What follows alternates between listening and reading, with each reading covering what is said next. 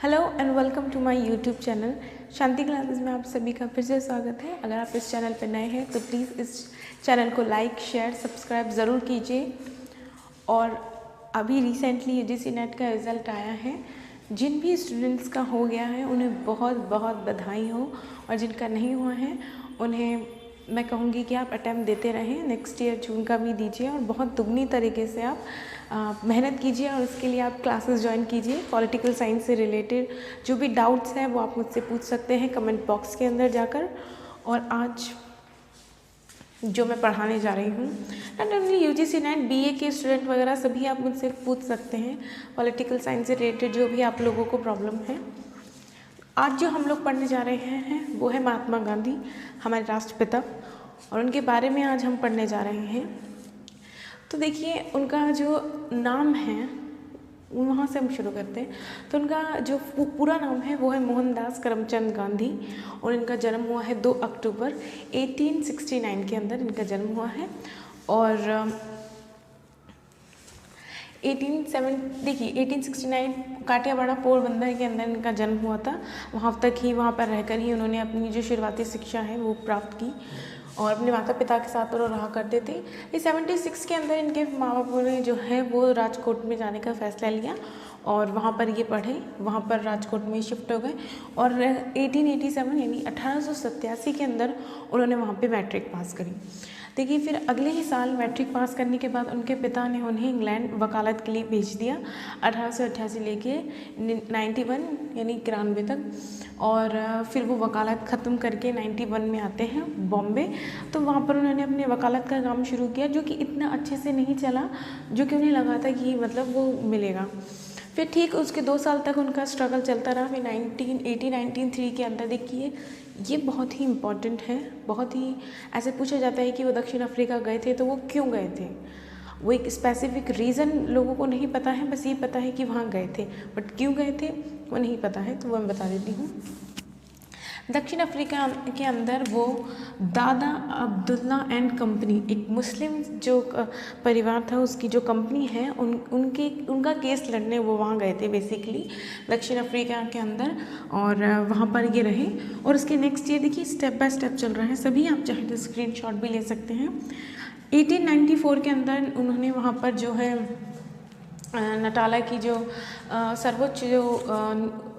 सर्वोच्च न्यायालय है वहाँ के अधिवक्ता चुने गए, और वो पहले ऐसे भारतीय थे जो वहाँ पे हाई कोर्ट के अंदर चुने गए थे। और वहाँ पर रहकर ही उन्होंने नाटाला इंडियन कांग्रेस की भी स्थापना की। ठीक है। फिर 1899 के अंदर देखिए बोआर युद्ध के समय वहाँ पर उन्होंने एक इंडियन एम्बुलेंस का गठन किया, और वो युद्ध के अंदर काफ़ी लोगों को वो कहते हैं ना सेवाएं दे रहे थे अपनी एम्बुलेंस के ज़रिए लोगों को वक्त पर अस्पताल पहुंचाना, वो सब चीज़ें, जिसकी वजह से उन्हें बोआर युद्ध पदक भी दिया गया था। उसके बाद 1902 के अंदर ट्रांसवाल के सर्वोच्च न्यायालय के अधिवक्ता चुने गए, और वहाँ पे चुने जाने वाले वो पहले ऐसे अधिवक्ता भारतीय थे। ठीक है। ट्रांसवाल, और वहाँ रहकर ही उन्होंने वहाँ रहकर ही उन्होंने ट्रांसवाल ब्रिटिश इंडियन एसोसिएशन की स्थापना करी, वहाँ रहकर ही। और देखिए ये एक नेट का क्वेश्चन भी है, उनकी बहुत सारी संस्थाएं और आश्रम को दिया गया था और पूछा गया था कि आप इन्हें क्रमबद्ध लगाइए कि पहले कौन सा हुआ था, दूसरा कौन सा हुआ था। तो ये पहला आएगा ट्रांसवाल ब्रिटिश इंडियन एसोसिएशन, और उसके बाद उन्होंने क्या था फिनिक्स फॉर्म। ठीक है, ये उनका आश्रम थे। फिर आते हैं हम उनकी कुछ पत्र पत्रिकाएँ, वहाँ रहते हुए उन्होंने पत्र पत्रिकाएँ जो कि वो गुजराती में लिखा करते थे, और जिसमें से उनकी जो वो जो थी उसका पहला नाम है इंडियन ओपिनियन। उनके जो कुछ ऐसे पत्र हैं जिनको इकट्ठा करके हिंदी में पब्लिश किया गया था, उसका नाम था आरोग्य दर्शन। ठीक है, यहाँ तक सभी को समझ में आ गया होगा। 1906 के अंदर देखिए जूलू विद्रोह के समय वहाँ पर जूल विद्रोह के समय इंडियन स्ट्रक्चर बेयर कॉर मतलब वहाँ पर उन्होंने इस संस्था की स्थापना की थी। और देखिए इसी समय उन्होंने डिसाइड कर लिया था कि अब मैं पूरी ज़िंदगी ब्रह्मचर्य का पालन करूँगा, इस ही 1906 के अंदर ही। और जब फिर वो इंग्लैंड से 1909 के अंदर इंग्लैंड से जब वो दक्षिण अफ्रीका वापस आ रहे थे तो पानी में जहाज में थे, तो वहाँ पर रहकर उन्होंने हिंद स्वराज और एथिकल रिलीजन का उन्होंने लिखा। उनकी बुक है ये, हिंद स्वराज और एथिकल रीजनिंग। फिर उन्होंने 1914 में वो भारत आए, ठीक है, भारत आए वो 1914 के अंदर। और देखिए 1914 के अंदर भारत में आए थे, तो उससे पहले रविंद्रनाथ टैगोर ने उन्हें उनके काम से रिलेटेड उन्हें एक पत्र लिखा था, और जो क्या था 12 अप्रैल 1919 के अंदर लिखा गया एक पत्र था, ठीक है। तो उस पत्र में उन्हें महात्मा के नाम से उन्होंने संबोधित किया था, ठीक है। तो रविंद्रनाथ टैगोर ने जब उस पत्र में महात्मा लिखा, तो उसके बाद से ही महात्मा गांधी को एक महात्मा की उपाधि दी गई थी, ये एक पॉइंट है। 1915 के अंदर ब्रिटिश सरकार द्वारा उन्हें केसरी हिंद की भी उपाधि दी गई थी, और उनके कुछ साप्ताहिक जो पत्र हैं वो है नवजीवन मासिक और यंग इंडिया, नवजीवन मासिक और यंग इंडिया। फिर 30 जून 1948 में नाथूराम गोडसे द्वारा उन पर गोली चलाई गई थी, और जिसके बाद उनकी मृत्यु हो गई। उनके राजनीतिक गुरु थे गोपाल कृष्ण गोखले। कौन थे? गोपाल कृष्ण गोखले। आप चाहें तो एक बार ये उनका बेसिक जो नॉलेज है वो ये है, उनकी शुरुआती जीवन की जो महत्वपूर्ण घटनाएं हैं, आप चाहे तो स्क्रीनशॉट ले सकते हैं।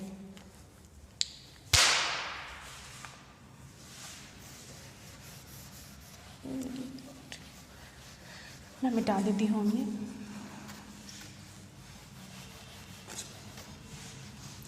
चलिए, बहुत ही अच्छे इनका विचार रहे हैं राजनीति के अंदर, धर्म को लेकर हर ही क्षेत्र के अंदर इनके बहुत अच्छे विचार रहे हैं। तो आज उन्हीं विचारों को हम पढ़ेंगे। देखिए, पहला इनका विचार हम पढ़ने वाले हैं आज हम राजनीति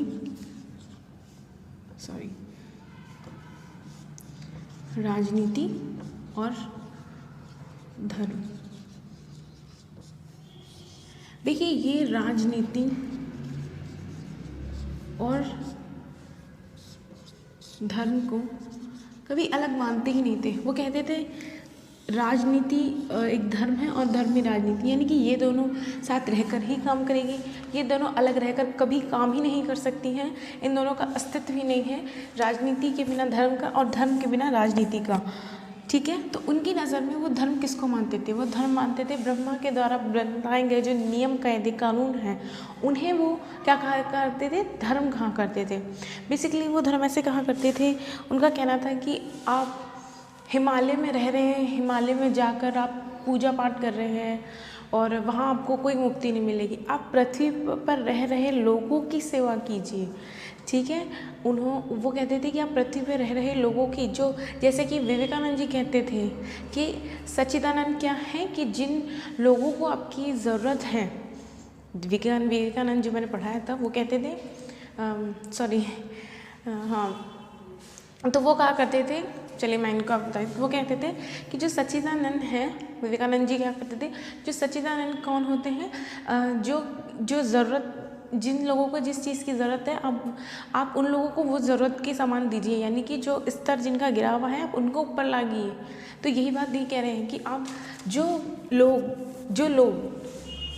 लोग धरती पर हैं आप उनकी सेवा कीजिए। आप हिमालय जा रहे हैं, वहाँ पाठ पूजा कर रहे हैं, वहाँ रहकर किसी का कोई फ़ायदा नहीं हो रहा, आप वहाँ जा रहे हैं किसी का कोई फ़ायदा नहीं हो रहा है, आप वहाँ से आइए और यहाँ पर सेवा कीजिए, वो ये कह रहे हैं, ठीक है। और उनकी जो भी सारी विचारधारा थी वो वेदों के लेकर अद्वैतवाद को लेकर थी, वेदों के लेकर। तो इसलिए उनका जो विचार थे, सोच वगैरह थी, वो भी सभी धर्म को लेकर वेदों के ज़रिए ही आई गई है। और उनका देखिए, इनका जो धर्म था वो किस पे आधारित था? सत्य पे, ठीक है। उनका जो धर्म था वो किस पे आधारित था? सत्य पे। और वो सत्य को बहुत ज़्यादा मानते थे, बहुत ही ज़्यादा टूट मानते थे।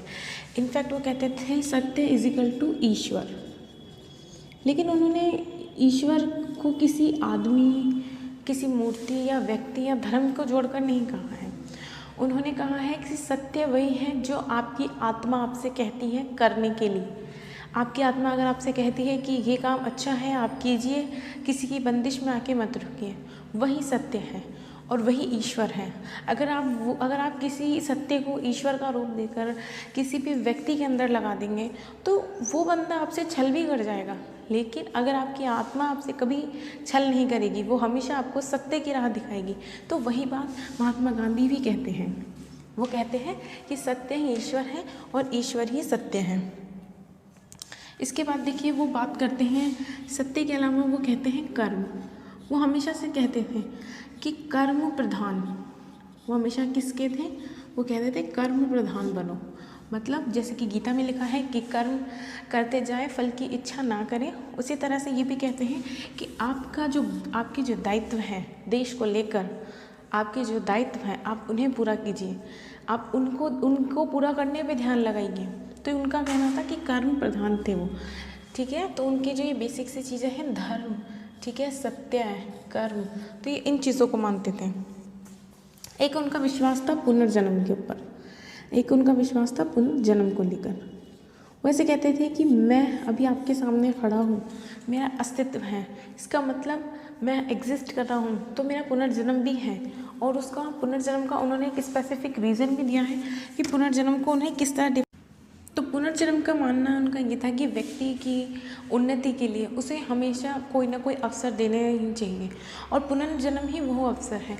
मतलब ये कि इस जन्म से लेकर अगले जन्म के अंदर, इस जन्म से इसमें उसकी उन्नति के लिए उसे एक अवसर मिलना चाहिए, और वो अवसर कौन सा होता है, वो होता है पुनर्जन्म का, ठीक है। तो ये उन्होंने कहा है। इसके बाद उनका एक पॉइंट आता है साध्य, जो कि बहुत ही इम्पोर्टेंट पॉइंट है, साध्य व साधन का। देखिए साध्य और साधन का रिश्ता वो क्या मानते हैं, देखिए वो ऐसे कहते हैं कि ऐसा नहीं होना चाहिए कि साध्य पवित्र नहीं है और साधन पवित्र है। वो ऐसा भी नहीं कहते हैं कि साधन पवित्र है और साध्य पवित्र और साधन अपवित्र है, नहीं। वो कहते हैं कि दोनों की ही पवित्रता होनी चाहिए, यानी कि दोनों ही सही होने चाहिए। ऐसा नहीं कि साध्य सही है तो साधन गलत है, ऐसा नहीं है। अब देखिए अगर साध्य गलत है और साधन सही है तो इसके गलत में इसको वो सही कभी नहीं बना सकता है, लेकिन साध्य गलत है और साधन सही है तो भी रास्ता चाहे कोई वैसा भी सही हो, अगर उसका इरादा गलत है तो वो गलत ही रहेगा। इसलिए साध्य और साधन दोनों का ही सही होना बहुत ज़रूरी है, वो ऐसा मानते थे, ठीक है। उसके बाद देखिए वो अहिंसा के एक कहते हैं कि आइडल है वो, अहिंसा इज इक्वल टू गांधी, ऐसा ही माना जाता है कि अहिंसा इज इक्वल टू गांधी। तो देखिए अहिंसा का क्या अहिंसा का मतलब समझते हैं हम, वो दो शब्द मिलकर बनी है, दो शब्दों से लेके ए प्लस हिंसा। ए मतलब नहीं, ये नहीं का सिंबल होता है, और हिंसा को ये क्या मना कर रहे हैं। अहिंसा मतलब किसी भी समस्या का समाधान हम कभी भी लड़ाई झगड़ा या मारपीट से नहीं करना चाहिए, बल्कि वो हमेशा कहते हैं कि समस्या का समाधान हमेशा किससे होना चाहिए, अहिंसा से। तो देखिए वो कुछ ऐसे, इनफैक्ट गांधी जी का, उनके जितने भी सत्याग्रह हैं या जितने भी आंदोलन हैं, उन सब का सबसे बड़ा वो हथियार किसे माना है, उन्होंने अहिंसा को माना है। अहिंसा से बढ़कर उन्होंने कभी भी कोई भी हथियार नहीं माना है। उन्होंने कहा है कि अहिंसा का इस्तेमाल कर कर ही आप अपने लक्ष्य की प्राप्ति कीजिए, जो कि ऐसा हुआ भी। लेकिन कुछ एक ऐसे रीज़न हैं जिनके वो ऐसा मानते हैं कि इन रीज़न्स या फिर इन कारणों में कभी भी ये ऐसी स्थिति आ जाए तो आप हिंसा कर सकते हैं। वो कैसा मानते हैं कि कौन सी स्थिति होती है वो, अगर किसी की जीवन भरण पोषण का मामला हो या उस वक्त इतनी इस तरह की स्थिति हो जाए तो आप हिंसा का इस्तेमाल कर सकते हैं। अगर कोई आपके पास शरण लेने आए हैं और उस आश्रित इंसान की रक्षा करना हो तो उसमें आप उसकी रक्षा के लिए भी आप हिंसा का इस्तेमाल कर सकते हैं। दूसरों के द्वारा की गई हिंसा का जवाब देने में, दूसरों के द्वारा की गई हिंसा, तो इन सब के अंदर आप हिंसा का इस्तेमाल कर सकते हैं उसको जवाबी तौर पे देने के लिए। इसके अलावा देखिए हिंसा के वो 3 रूप मानते हैं। पहला कौन सा रूप है, पहला रूप जो वो मानते हैं वो आता है जागृत व्यक्तियों की अहिंसा, ये मान लीजिए। दूसरा आती है निर्बल लोगों की अहिंसा, निर्बल लोगों की अहिंसा। इसके बाद दो आती हैं कायरों की अहिंसा।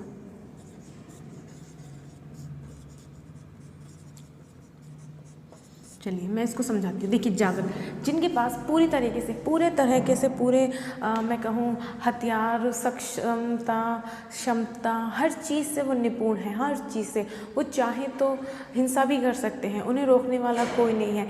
लेकिन वो क्या, अपनी मर्जी से उन्होंने उस हिंसा का क्या किया है, त्याग किया है। यहाँ उन्होंने हिंसा का खुद त्याग किया है और ऐसे वो जानते बूझते उन्होंने हिंसा का त्याग किया है। और इस तरह के व्यक्ति जिन्होंने जानते बूझते हिंसा का त्याग किया है वो कौन कहलाते हैं, जागृत। क्योंकि वो जागृत हैं, वो एक कदम आगे हैं, वो समझते हैं हिंसा और अहिंसा का मतलब, तो वो जागृत हैं। दूसरा आते हैं निर्बल अहिंसा। देखिए ये निर्बल है क्योंकि इनके पास कोई हथियार नहीं है। ऐसे लोगों को वो इनसे ज़्यादा खतरनाक इसलिए मानते हैं क्योंकि वक्त पड़ने पर ये लोग क्या कर देंगे, हिंसा का उपयोग कर देंगे। ये लोग क्या करेंगे, हिंसा का वक्त पड़ने पर उपयोग कर सकते हैं। ठीक है, इन्होंने पूरी तरीके से त्यागी नहीं होती बिकॉज वो निर्बल हैं, उनके पास उतनी क्षमता नहीं है, उतने पास हथियार नहीं है, उतने वो सक्षम नहीं है। तो इसी रीज़न से वो क्या करेंगे, निर्बल, इसी वजह से वो क्या करेंगे, हिंसा का इस्तेमाल नहीं करेंगे। लेकिन वक्त पड़ने पर अगर उनको हथियार दे दो तो वो ज़रूर चलाएंगे। उनके पास हथियार नहीं है तो वो नहीं चला रहे, लेकिन अगर उन्हें हथियार दे दो तो वो पक्का चलाएंगे। कायरों की अहिंसा, देखिए इसको वो हिंसक से ज़्यादा खतरनाक मानते हैं। वो कहते हैं कि एक बार हिंसा करने वाले से आप उम्मीद भी कर सकते हैं कि भाई वो अहिंसक को एक बार ना अपना लेगा, अहिंसा को त्याग देगा। लेकिन जो कायर हैं, जो अपनी मदद खुद करना ही नहीं चाहते हैं, ऐसे लोगों से आप किसी भी तरह की चीज़ों की कोई उम्मीद नहीं कर सकते हैं। वो हमेशा भागना पसंद करेंगे उस जगह से। तो देखिए यहाँ पे 3 तरह की अहिंसा बताई है, जागृत व्यक्तियों की अहिंसा, निर्बल लोगों की अहिंसा, कायरों की अहिंसा। ठीक है, तो ये कुछ क्वेश्चन पूछ भी सकते हैं। तो ये देखिए, फिर आते हैं इनके राजनीतिक विचार। देखिए इन्होंने कोई पर्टिकुलर ऐसा कोई राजनीति के अंदर अपने कोई भाषण इस तरह से नहीं दिए हैं कि जिससे हम कहें कि ये है। उन्होंने अपनी समस्या का समाधान जिस तरह से किया है, जिस चीज़ का इस्तेमाल करके उन्होंने किया है, वही उनके अपने आप ही ऑटोमेटिकली वो क्या बन गए, उनके पॉलिटिकल व्यू बन गए, उनके राजनीतिक विचार बन गए हैं। जिनमें देखिए सबसे पहला जो आता है उनका सत्याग्रह आता है। देखिए उन्होंने जितने भी आंदोलन किए हैं, जैसे कि आप मान लीजिए 1919 के अंदर कौन सा आया था, रोलर एक्ट। ठीक है, फिर उसके बाद 1920 के अंदर कौन सा आया था, उसके बाद आया था इनका अहिंसा असहयोग आंदोलन, जो कि बंद भी हो गया था। क्यों हो गया था, चोरा चोरी कांड की वजह से।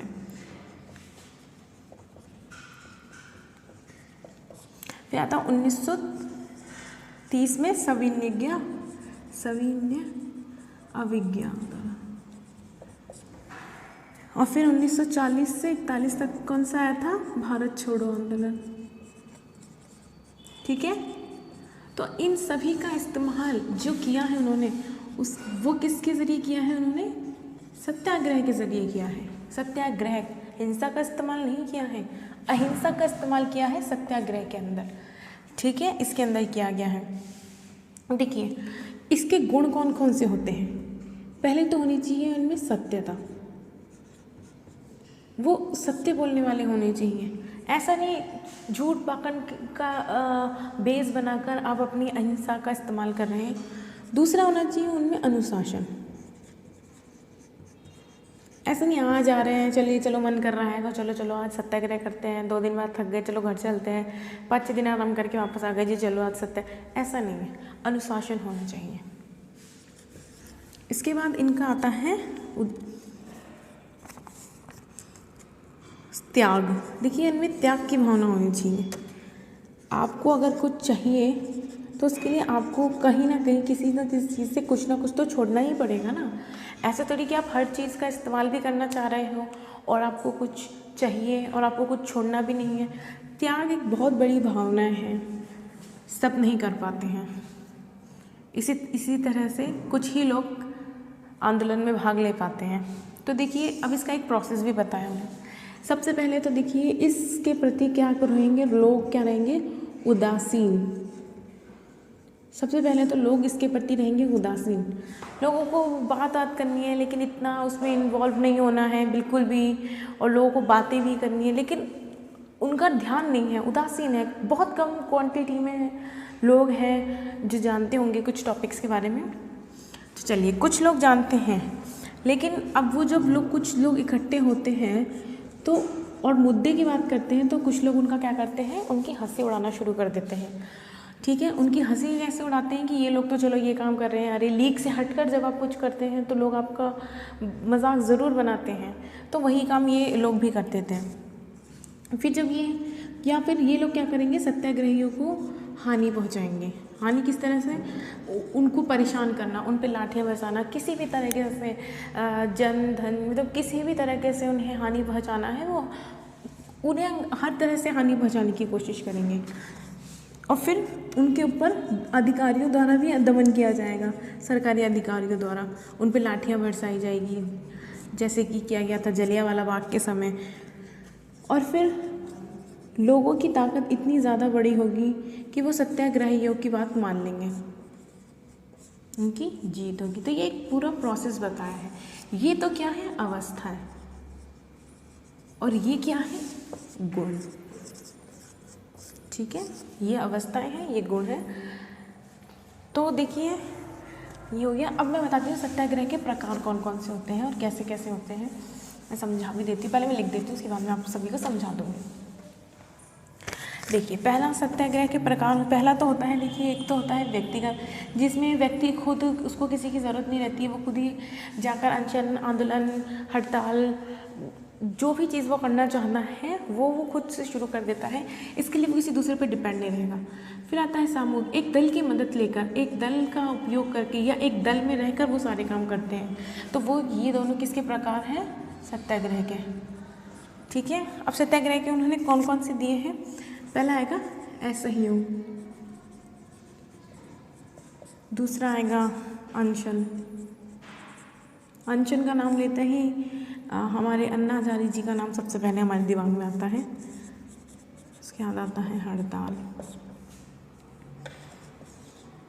बहिष्कार। यार आप लोग लाइक शेयर नहीं कर रहे हो, लाइक शेयर करो भाई।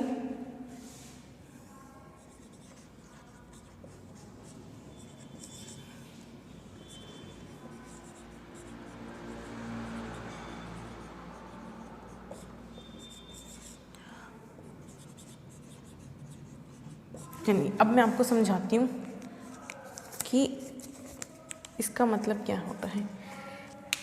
देखिए, जिस वक्त ये उन्होंने बताया था कि ये एक तरीका है अपने आक्रोश को, अपने जो भी गुस्सा है या फिर आपको किसी समस्या का समाधान करना है, तो उसके बारे में आप किस तरह से काम कर सकते हैं। तो ये तरीके बताए हैं उन्होंने। कौन कौन से तरीके बताएं, ऐसे। देखिए, उस तरह क्या, उस वक्त क्या था ना कि ब्रिटिश जो कंपनी थी वो इंडिया के ऊपर राज कर रही थी। तो उस किसी भी नए, आप जैसे मान लीजिए किसी भी नए स्टेट में आप जाते हैं या नए शहर को छोड़ के अपने पड़ोस तक को भी बदल के किसी मोहल्ले में ही जाते हैं, तो वहाँ आपको एडजस्ट होने के लिए किसी ना किसी की ज़रूरत डेफिनेटली पड़ती है। हम आसपास वाले लोगों से थोड़ी जान पहचान करते हैं ताकि हमें थोड़ी मदद मिल सके और हम वहाँ पर इस्टेब्लिश हो सके। ठीक उसी तरह से ब्रिटिश कंपनी को भी यहाँ इस्टेब्लिश होने में या यहाँ पर अपना पूरा साम्राज्य बनाने के लिए यहाँ के लोगों की ज़रूरत थी, और यही हुआ। कई लोगों ने उन्हें सपोर्ट भी किया। तो वही वो कह रहे हैं कि आप सपोर्ट मत कीजिए, आप सहयोग मत कीजिए, आप असहयोग का साथ दीजिए। तो उन्होंने सबसे पहला अपना जो हथियार जो बताया है वो बताया है अहिंसा का, कि असहयोग कीजिए। आप सरकारी कंपनियां, सरकारी पदों का त्याग कीजिए, आप उनका काम ही मत कीजिए। और जब आप इस तरह से करेंगे तो एक निष्क्रिय क्रांति होगी और उसका जो साधन होगा वो निष्क्रिय होगा। फिर दूसरा बताया है अनशन, जो कि खाना पीना आप बंद कर देते हैं, अपनी आप बिल्कुल एकदम त्याग कर बैठ जाते हैं अपनी समस्या का समाधान करने के लिए। हड़ताल, देखिए हड़ताल वाले का जो आप नाम लेते हैं तो उन्होंने एक चीज़ ये बोली है कि आप अगर किसी कंपनी के लिए या किसी के विरुद्ध आप हड़ताल करते हैं तो आपके पास सेकंड ऑप्शन होना बहुत ज़रूरी है। यहाँ उन्होंने कहा है कि अगर कर्मचारी किसी अपने बड़े अधिकारी को लेकर हड़ताल कर रहे हैं तो उनके पास सेकंड ऑप्शन होना चाहिए। उन्हें हस्तलेखा का या श्रम का या दूसरा कोई छोटा मोटा काम आना चाहिए कि इन केस अगर आपकी मांगें पूरी नहीं होती हैं और आप उस हड़ताल को जारी रखने के बाद भी कुछ काम या कुछ फ़र्क नहीं पड़ता है तो एटलीस्ट आप उस जगह को छोड़कर आप अपना कोई दूसरा काम भी शुरू कर सकते हैं। तो वो यहाँ पर हड़ताल के लिए काम आता है। फिर आता है बहिष्कार। बहिष्कार मतलब किसी भी चीज़ का बहिष्कार, जैसे कि कोई काम कर देता है गलत तो उसे समाज से, जाति से बहिष्कार कर देते हैं, तो ये वही बहिष्कार। धरना का कहते हैं ये मान लीजिए आप जनशक्ति, जैसे कि कोई व्यक्ति है जो कि समूह के अंदर धरना दे के बैठ जाती हैं औरतें शराब के ठेकों के ऊपर, तो उनका मोटिव ये रहता है कि लोग उस जनशक्ति को देखकर डरें, उस धरने को देखकर अपने जो उस गलत जगह जाने का विचार त्याग दें, उसे कहते हैं हम धरना। सविनय अवज्ञा यानी कि उनकी अवज्ञा यानी कि उनकी चीज़ों की अवज्ञा करो, ठीक है। उनकी जो भी सरकारी पद हैं, उनके स्कूल हैं, उनकी जो भी आपने ले रखी हैं उपाधियाँ, उन सब का त्याग कीजिए। और हिजरत का होता है मतलब होता है कि किसी भी स्थान या जगह का त्याग कर देना, किसी भी स्थान या जगह को संपूर्ण तरीके से त्याग कर देना, जो कि उन्होंने हिजरत जो उन्होंने बोला था तो वहाँ ये कब अप्लाई किया गया था 1928 के अंदर। देखिए 1928 के अंदर बारदोली, कहाँ, बारदोली और जूनागढ़ और 1935 में लेकर विट्ठलगढ़ के निवासियों, तो इधर के जो निवासी थे, इधर के जो हरिजन थे, उनसे महात्मा गांधी ने कहा था कि आप हिजरत को अपनाइए, यानी कि ये जो आपका जो जन्म स्थान है इसको त्याग कर, जो कि उनके ऊपर हिंदू उच्च जातियाँ काफ़ी ज़्यादा उन्हें परेशान कर रही थी, उन्हें शिक्षा ग्रहण नहीं करने दे रही थी, उन्हें सार्वजनिक कुएं व तालाबों से पानी नहीं लेने दिया जा रहा था। तो इस तरह की परेशानियाँ उन्हें काफ़ी ज़्यादा परेशान कर रही थी। तो उन्होंने कहा था कि आप हिजरत को अपनाइए, मतलब अपने जन्म स्थान जहाँ आप प्रेजेंट में रह रहे हैं उसका त्याग कीजिए और आप दूसरी जगह शिफ्ट हो जाइए। चलिए, मैं इसे 2 पार्ट में कराऊंगी, इसके आगे का पार्ट मैं कल अपलोड करूंगी। और थैंक यू सो मच आज की क्लास के लिए, और प्लीज़ इसे लाइक, शेयर, सब्सक्राइब ज़रूर कीजिए। और हमारी यूट्यूब फैमिली जो है कि रुक गई है, इतनी अच्छे से चल रही थी, पता नहीं, आप लोग प्लीज़ सब्सक्राइब कीजिए, ठीक है। और थैंक यू सो मच।